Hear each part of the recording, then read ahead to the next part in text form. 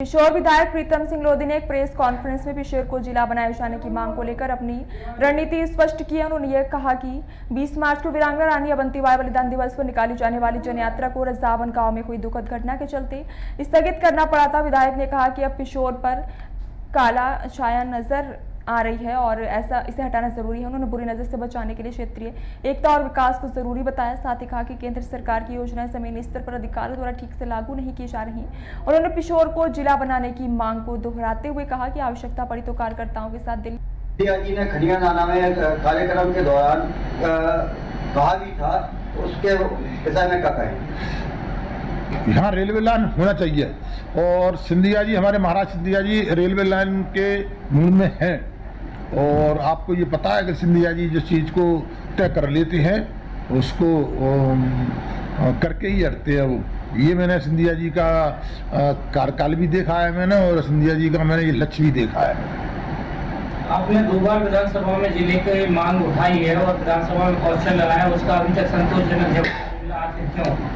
इसीलिए तो आवाज़ बुलंद कर रहे हैं हम।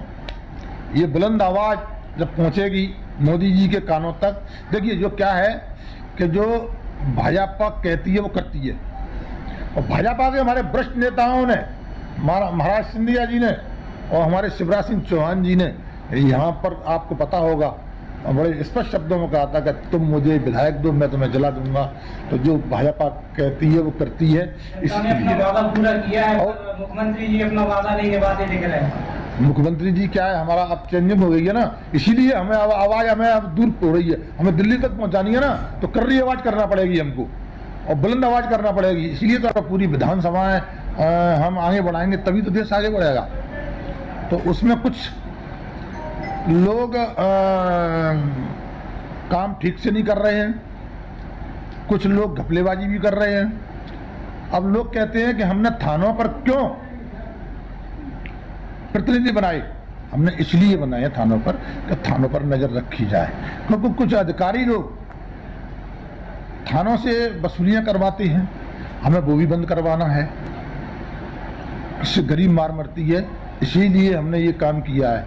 कई जो कांग्रेस के लोग विधायक लोग इस क्वेश्चन को उठाते हैं, तो ये तो मैं सरकार से विधानसभा में बोलूँगा, मैं इसी उसको भी हमें ठीक करना है, उस पर भी अंकुश लगाना है।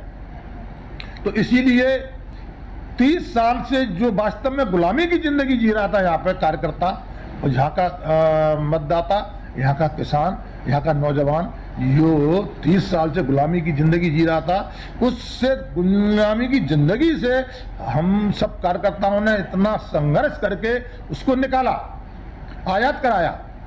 अब आजादी कांग्रेस के लोगों को पच नहीं रही है, अब पच नहीं रही है, तो वो दोबारा से फिर से सक्रिय हो गए हैं वो। तो इनके फन कुचलने के लिए हमें ये आवाज़ बुलंद करनी है, और ये पिछोर के मतदाता की, पिछोर के कार्यकर्ताओं की आवाज़ को हम सीपी में बुलंद करेंगे, और वो बुलंद आवाज़ हम दिल्ली तक ले जाएंगे उसको।